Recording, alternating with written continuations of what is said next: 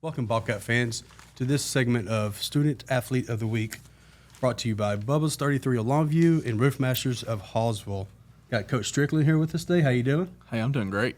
Awesome. We got a couple of baseball guys. How are y'all? Doing good. Ethan Miller and Kade Chappel. So, Ethan, let's start off with you, bud. Yes, sir. How long you been playing baseball? Since I was 6, since I could pick up the bat and swing it. So what, 12 years? Yes, sir. Enjoyed it? Yes, sir. Every bit of it? Every bit of Start with T-ball? All the way through. Awesome. Any softball in there? No. Church no. league, nothing? Mm-mm. Awesome. No How about you, soft Kade? Pretty much the same thing, just since I can remember. Yeah? Yes, sir. Started running, had a bat in your hand, Mhm. swinging? That's Yes, sir. awesome. All right, so let's get right to it and talk about the series this past week before we move on. Probably the 3 closest games in a row I've ever seen in my life. 3 one-run games, all going to extra innings. I want to see what kind of the mindset was after game 1, because it was kind of a situation where game 1 finished. You had to start at the 9th inning, and then you had to come right back and play game 2 like 30 minutes later. So, Ethan, what was the mindset like for the team after game 1? Well, we were there to win, so when we lost or whatever, it wasn't that big of a deal. We knew that we had another game. We had multiple games ready to go, and we had all the pitching ready. We had the hitting ready. So really, it was like we're rolling back into it, and there's no problem. It's not really it's just a minor setback, and then we're ready to go. What about you, Chap? I just knew the team that had the most energy was going to win. And I know we're a hard team to beat 2 times, so I had a lot of confidence. For sure, and we know how important game 2s are in a series. And man, what a way to come back in game 2 and down 3-1. I don't know who it was. Somebody had a pretty big hit when we were down 3-1 in that game too. Oh wait, Chap, yeah, tell me about that. Okay, tell me when you saw the pitch, what were you thinking? I wasn't. So I kind of stepped in the box, kind of had a bad last inning, cost 2 runs.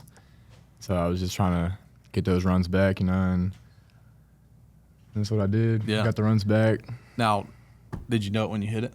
Yeah, I did. I think pretty much everybody there knew it right when you hit it. Yeah, I was just like, it just felt good, and I was like, I'm just fixing to throw my bat, and if it's gone, it's gone. If it's not, I'm going to be in trouble.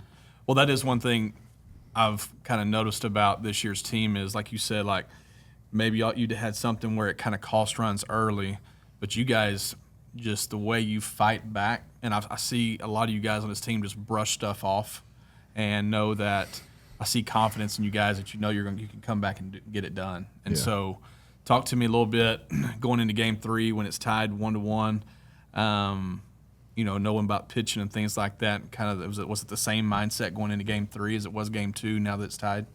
Yeah, pretty much. It was just go out there and play and just have lots of confidence and have lots of energy. Yeah. And the team that had the most energy came out on top. Yeah, for sure.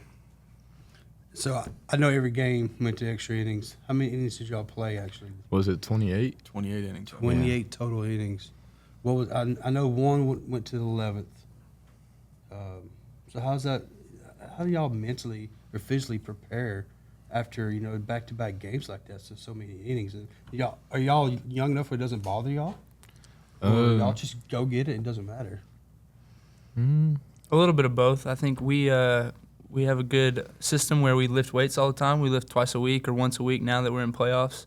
And so our legs are fresh, and we try to keep them fresh the whole time. We do a little bit of hitting, a little bit of field work, but most of the time we just keep it fresh for those moments. And then, of course, the adrenaline takes you all the way. That's awesome. A lot of ice, I'm assuming. Yes, sir. A lot of ice. Especially for the pitchers. Right. So who's coming up next? We have Corsicana and Brook Hill. Be there. Yes, I think we got a Thursday night, Friday night, and then if needed Saturday. I know Thursday and Friday are both 7 o'clock games. Brook Hill and Bullard. I think it's just looking at it, I think it's going to be an awesome facility to be at. And shoot, I don't coach baseball, but I'm excited to be there for sure. So, let me ask you, going to Corsicana, have y'all seen Scout Report or anything like that yet? Y'all probably do that closer to game time. How does that work? We talked about it a little bit so far, but we're gonna get more into it. Yeah. But yeah. Good deal. Well, the guys, congratulations to this far.